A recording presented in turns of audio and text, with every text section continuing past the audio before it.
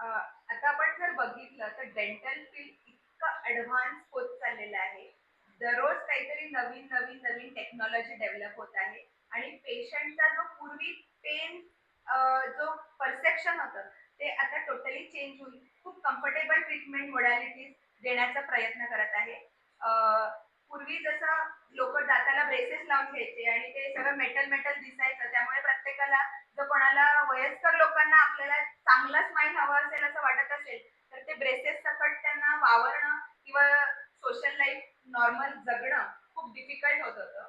त्यासाठी आता complete solution आलेलं आहे अलायनर. प्रत्येकालाच माहिती आहे ते क्लिअर ब्रेसेस म्हणून फेमस आहे.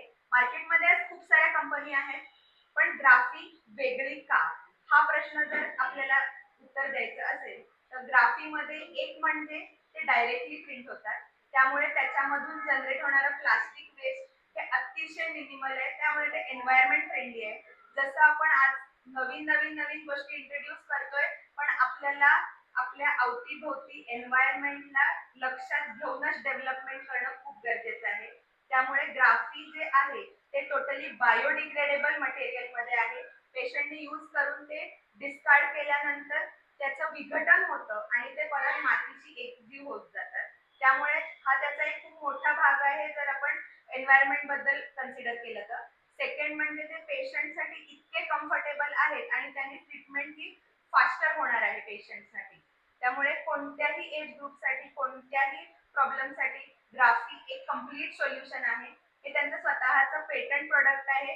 गेले 10 वर्ष ते त्याच्यावरती रिसर्च करत आहेत आणि प्रत्येक वेळेला काही काही नवीन नवीन गोष्टी ते इंट्रोड्यूस करत आहेत. त्यांची खूप मोठी रेंज ऑफ प्रॉडक्ट्स आहे जे प्रत्येक प्रॉब्लेमला आपल्याला डॉक्टर्सना आन्सर क्रिएट करून देत आहेत.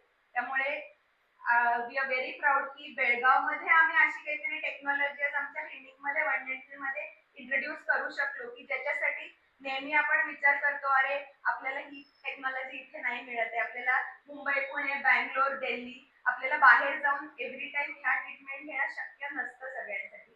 तर आमचा एक छोटासा प्रयत्न आहे की जी काही वर्ल्ड वाईड टेक्नॉलॉजी चालू आहे, नॉट ओनली इन इंडिया पण अखंड जगामध्ये काही नवीन टेक्नॉलॉजी चालू आहे ती आपण इथे आज आणून लोकांना जितका होईल तितका त्याचा फायदा देण्याचा प्रयत्न करत आहोत. थँक्यू.